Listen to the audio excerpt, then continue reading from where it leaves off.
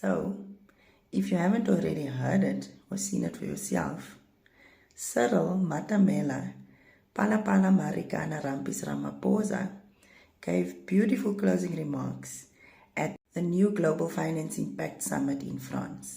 Now, a lot of people were very, very impressed by this speech, even to the point of saying, "This is my president. This is why I continue voting for the ANC." And the reason is because he used his voice as the main voice for the entire African continent to the rest of the world to speak on issues such as Africa always being seen as the forgotten child of the rest of the world. Basically saying that the rest of the world only uses or looks to Africa when they need them, and then when they are done getting everything they want, then they spit us out like a used chappy. Now, I don't disagree with him on that, but what I want to do is demonstrate to you how easy it is to influence and persuade people using your words and playing on their emotions. Let me play the first clip for you and then I'm going to unpack it. 7 African countries decided to go and put a call for peace to Ukraine and to Russia. We were going to address an issue of the war which has had a negative impact on the African continent, which is the rise in prices for food, rise in prices for fertilizers. We were clear that we are not going there as beggars. We are not going to ask for a favor to both Ukraine and Russia. We were going there to say, open up the Black Sea Channel so that the grains and the fertilizers should go into the world market.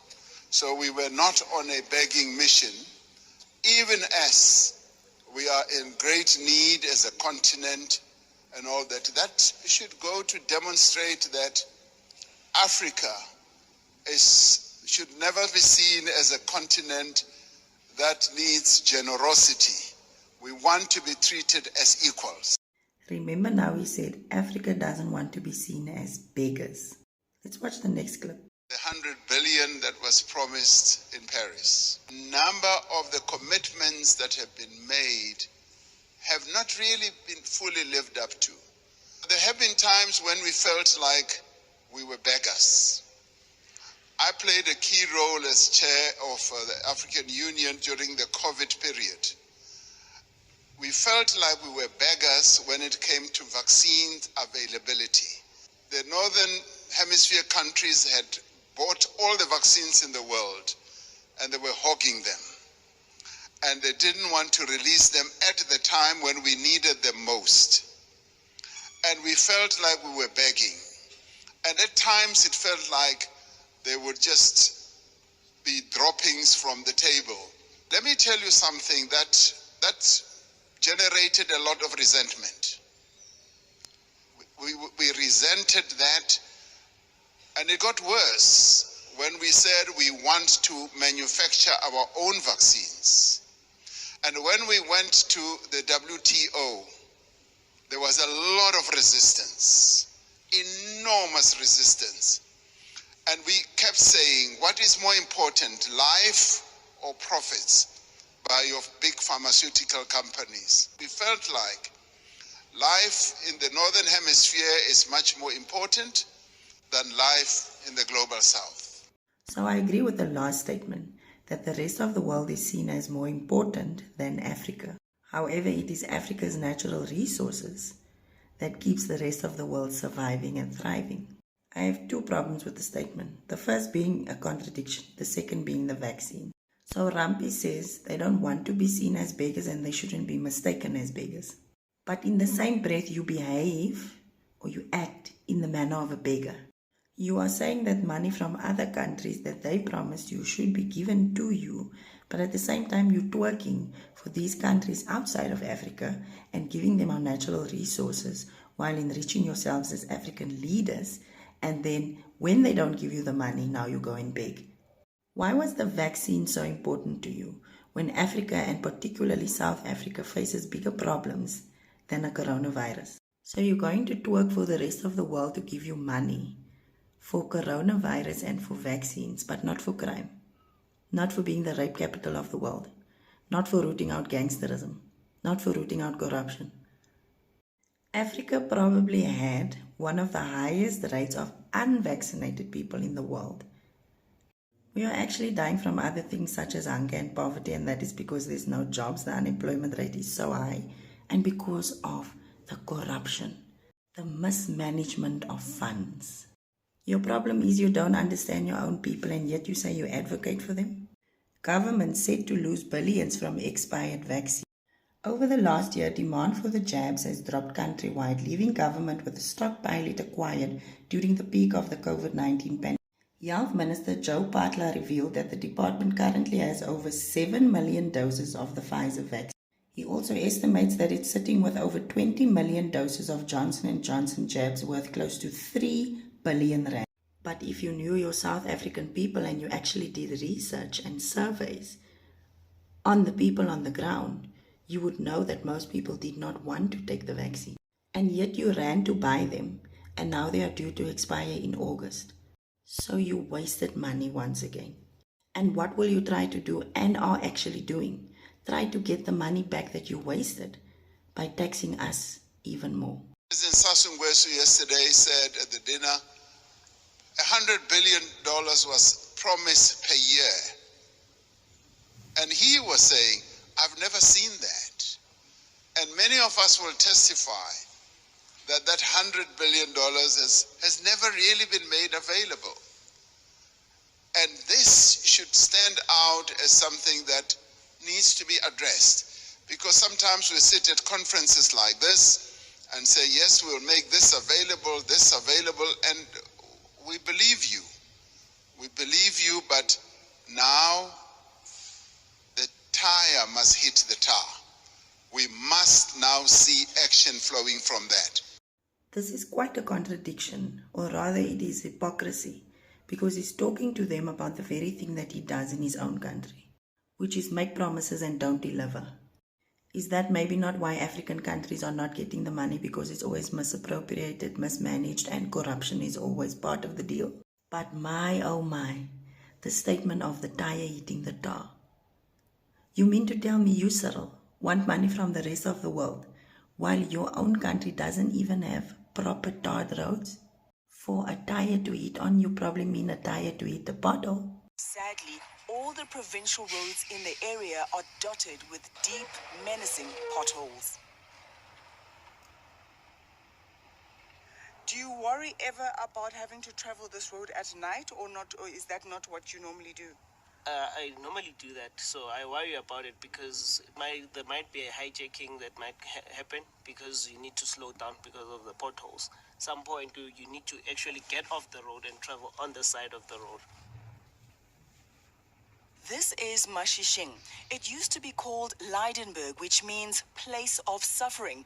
Looking at the roads, they should have perhaps kept the name. A lot of big companies have left town because of this poor management system of theirs. And this lack of interest, this lack of empathy. And readily rabatu? How? Like this? Really? This is not the way to do it. This road to a local school for children with disabilities got the better of our production vehicle, and some on-site emergency surgery was needed when the front bash plate got damaged. I'm trying to miss them, but you have to choose the lesser of the pothole. Yeah, it's about 10 centimeters. So trucks using roads not geared for heavy loads or even overloading trucks are having a huge impact on our roads. Law enforcement is supposed to be on the roads with weigh bridges, making sure that trucks aren't overloaded. That's another huge issue. So we're stuck now with this road freight industry that is totally overloading our roads. These potholes are massive. That's about 2 meters. What? But how does a road end up looking like this? The short answer is 66 different road authorities in South Africa and no single overarching governing body. SACE's report card shows a dramatic decline in experienced professional engineers, indicated in red, working in local government. And this is apparent in many of our current road management systems. Once a pothole appears, it's actually already too late. If we do preventative maintenance, a certain action will cost R1. If we delay it by 1 or 2 years, that same cost will be 8 rand. And if we delay it by another 2 or 3 years, that cost will be 16 rand. Right now, we need an estimated 500 billion rand to fix our roads. Money we don't have. 500 billion rand needed to fix the roads. 500 billion rand given to South Africa as COVID relief money.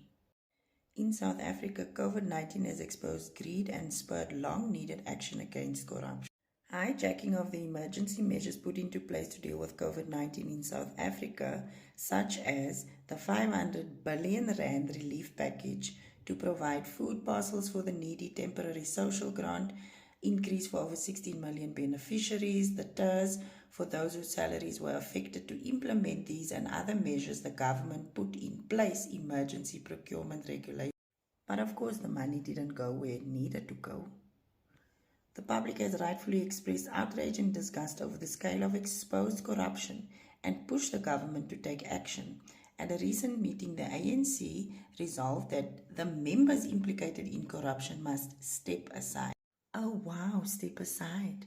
The corrupt officials must have been so scared because they know they won't be investigated, arrested, and forced to pay back the money. Let us now put money on the table and collectively say we are going to address this mega project.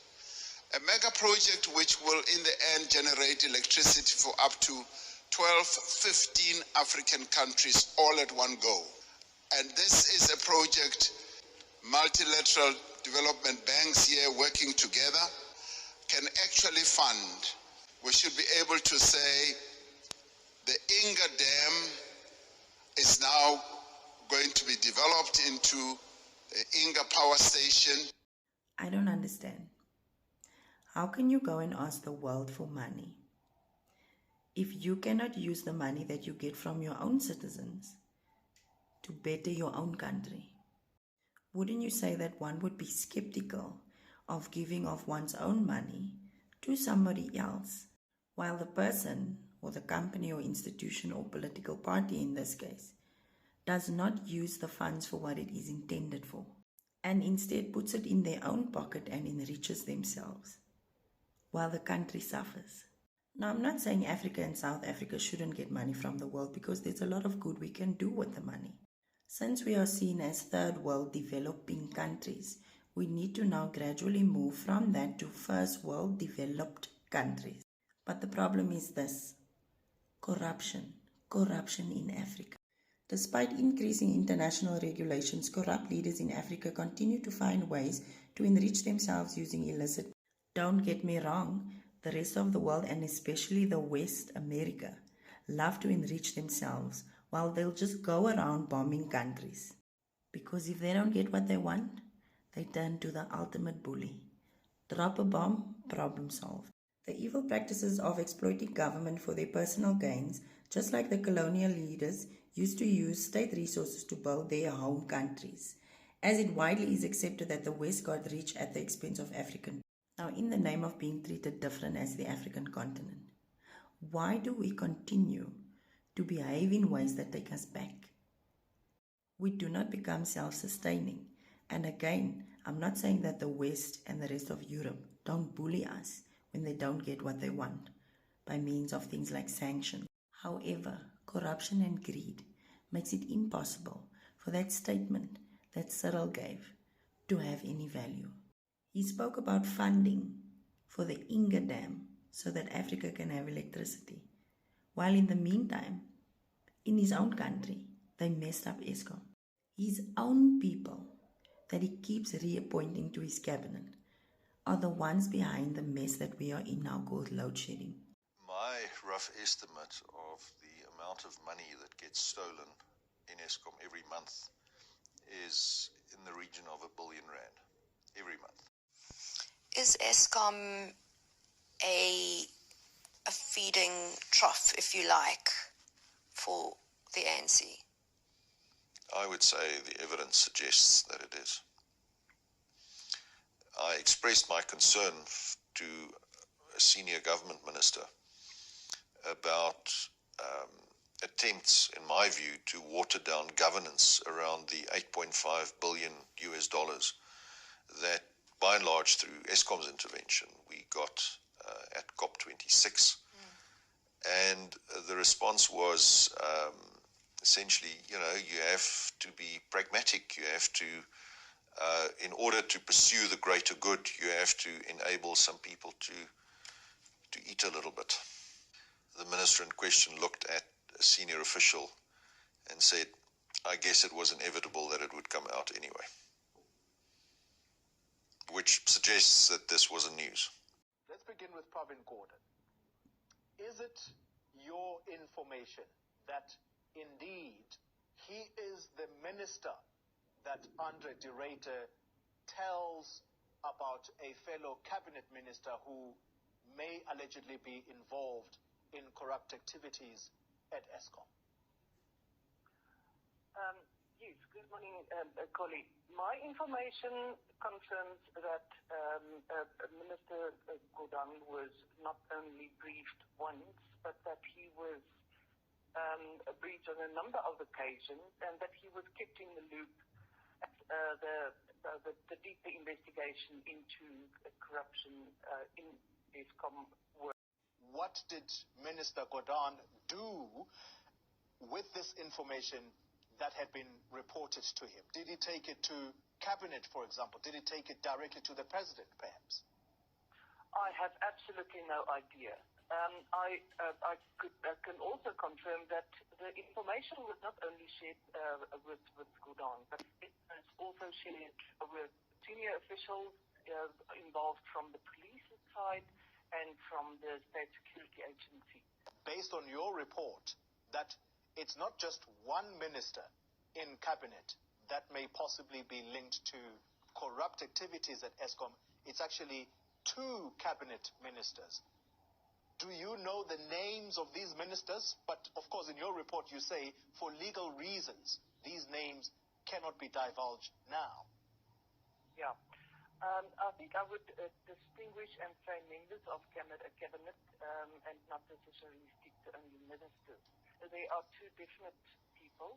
One can't reveal at this stage because it is the biggest problem at the moment is to be able to prove it. Yeah. Why would the ANC investigate themselves for corruption? Just look at their responses. I'm speaking as ANC Secretary General, 100%.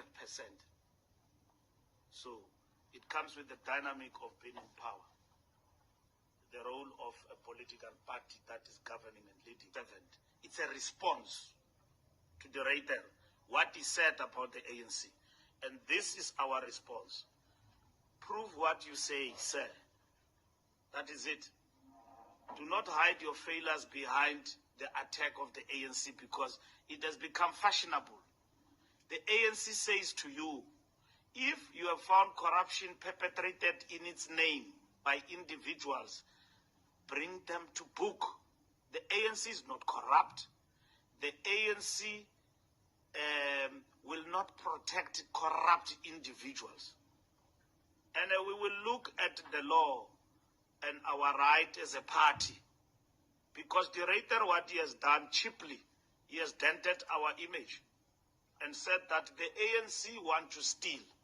Careful now, Fikile. There's a lot of evidence of the ANC stealing. Just take a step out of your door and see how much service is not delivered. Which begs the question, where does our tax-paying money then go to? Listen to the next clip of Police Minister Becky Cele very carefully. Assassinations, I know, and we have responded to, are political assassination in Mpumalanga, where the councillors have been arrested and people that are associated with municipalities. I would really love that the CEO gives us that information of assassination from the side of the police. It seems that it's only him that knows about that. But having said so, on the 24th of January, we had a very special meeting with the management of Eskom, led by their Chief of Security, Advocate Pillay, where we agreed that they'll give us all the names high names of those people that are involved in this. We haven't received those names. We believe that even the name of a politician who had been among those names was still urging that please bring those names. Becky, are you talking about this advocate Karen Pillay, head of security at Eskom? So my understanding is that you are working with the Hawks, that there's an Eskom team and a Hawks team, possibly other people involved as well. Are you expecting to crack a lot more cases? Do you have a lot more work to do? Absolutely. I think it's a very long road ahead. We certainly have different types of crimes in Eskom. I must admit, they are all very sophisticated. They do require specialized capability. Eskom has sometimes been criticized. People say, oh, Eskom's using the possibility of sabotage as an excuse for their power stations breaking down. We do know that Eskom's dealing with an aged fleet. Are you able to give me a percentage even of how much of the problems could be linked to deliberate acts of sabotage and crime? I'm not a technical expert in that respect, so I'm not going to comment in that regard. Advocate Karen Pillay, who looked like she was actually smiling or grinning in a response to that last question about sabotage, cannot give comments on sabotage because she is now placed on precautionary suspension for irregularly awarding a 500 million security tender to Fidelity, who, based on alleged WhatsApp messages, were told by Karen Pillay to please conduct acts of sabotage. Seeing that Karen Pillay is on the run, have you noticed, people, there is less load shedding? What the... It is true that since the story about Karen Pillay broke, we've had almost no load shedding for about a week and a half. And now that everybody is so focused on their beloved President Cyril Ramaphosa's eloquent speech, which I call lip service, everybody's now suddenly forgotten about what's really going on in South Africa. It was even very difficult for me to find news stories and articles on advocate Karen Pillay. Obviously, people in the top structures of the ruling party, the ANC, have power over certain media houses and what gets put out, because this story is going to expose high-ranking individuals. Coming back to what I said in the beginning about influencing and persuading people and playing on their emotions being one of the key factors in politics. This is why political parties spend a lot of money on campaigning, on public relations, and on marketing, because it is easier to persuade us by that which is said than that which is done. So it's not just about saying things, it's how you say it and how you appear when you say it, which tone you're going to use, the pitch of your voice you're going to use, and also the context, meaning what is it that people are going through, or what is it that you want them to remember that they went through, and then you're going to use that as your point of reference. This is how you play on their emotions. Let me make an example. Leader of the EFF, Julius Malema, had for a period gone to go study politics and come back even stronger. Why? Because he now understands, how do I play on the emotions of people? How do I get them to want me, to like me, to vote for me? It's very old tactics in politics that a lot of politicians use. And it's not only Julius Malema, but I want to use the example because it will be easy to understand. When they wear the red overall, and you'll even see that some of the women in the EFF will wear an apron in the front. This is because they now are resonating with the average, or rather poorer working class citizen in South Africa who's perhaps a maid in somebody's house and they wear an apron. Or with the overall, it could be that you are a gardener working for someone else and you get very, very minimum wage. So in order for me to resonate with you, to relate with you, I become you so that you can believe me more. This is a classical example of Aristotle's 3 artistic proofs of persuasion: ethos, pathos, and logos, and this is something that I teach as well. Ethos refers to the credibility of the information or the credibility of the speaker, or rather the politician. What makes him credible is that he is now speaking from the point of reference of a poorer working class person and is also wearing the clothing that they wear. So people will believe that he is facing the same struggles that they face, or at least he has an idea of it. And this will lead you to pathos, which talks about the emotional appeal. For example, if you make a speech and you switch between English and use another more dominant African language in South Africa, maybe Zulu or Sesotho, it plays on people's emotions because now you are relating directly to them using their language, and their language is their identity. Or perhaps you speak with conviction and you are very clear about and very passionate about speaking about things that affect people daily, like women's rights. Maybe you talk about the fact that women don't have sanitary pads and this should be made free. Or you talk about university fees are too high, so fees must fall. Now you are playing on the emotions of people, so you've got them already. And then logos, which is logical or common sense appeal. So for example, the ANC can come and say, not only has the number of matriculants that enrolled at schools increased, but also the number of pass rates of matriculants in each province has increased. So you give them facts, you give them statistics, you give them true information, and then you pair that with the credibility of the person or the credibility of the information. For example, the new Minister of Electricity, the first thing they wanted to tell us about him is the fact that he's got a master's in civil engineering. So he's now a more senior, knowledgeable person. So he must be the right person for the job. And then you pair that with pathos, the emotional appeal. For example, the ANC can come and say that we have given you your ticket to freedom from being previously enslaved and colonialized. So you have to remain loyal to us as your voter, because not only do we come every year and give you a little hamper, but we also promise you free jobs, we promise you good infrastructure, free education, free electricity, and. So a person that is extremely desperate and having lived in poverty for a long time and possibly still living in poverty and could be hungry at the time that they hear these words, could find the words very comforting to them. And based on that short-lived comfort that they feel, a person is then able to go and vote for the exact same party that have made empty promises and not stuck to what they said they will do. That is why before elections you'll see wonderful things, you'll hear wonderful things, and you'll be made a lot of promises. And that is why a lot of people who become presidents or leaders are sometimes people who are just good speakers. They are charismatic, they speak eloquently, or they relate to the person that's listening. All I'm saying is don't be so easily persuaded. Question everything, especially that you hear from the government. There are people today who are saying Andre de Ruyter must go and open a case. Yeah.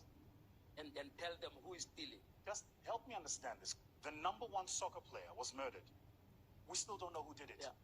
The number one hip-hop artist is murdered. Yeah. There's a video of it. Everybody can watch it. No suspect has been arrested. Nobody knows what's going on. So how about Andre de Ruyter must go and report? My father was murdered in 1998. The docket was lost twice. Sure. There were eyewitnesses. The guy who stood is still walking the streets. So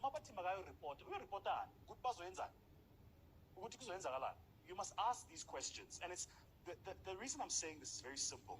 South Africans today are just too obsessed with the theater. They're too obsessed with the press statement and who's standing where and who's saying what. Yeah. In the meantime, Namibia is busy developing a hydrogen energy platform.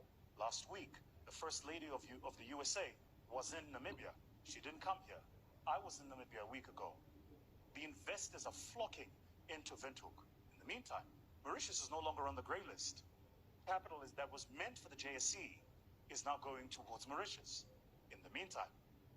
So in the meantime, whilst we are busy with the theater, the rest of the world is moving on. 10 years ago, in my world, venture capital, we had one unicorn in all of Africa. Today, I think we're sitting on about 5 or 6. They are not South African. It's the Nigerians. Sure. And on top of that, we are grey listed. What does it mean in simple terms? Quite simply, it means that the cost of doing business with South Africa, not in South Africa, with South Africa, is now higher.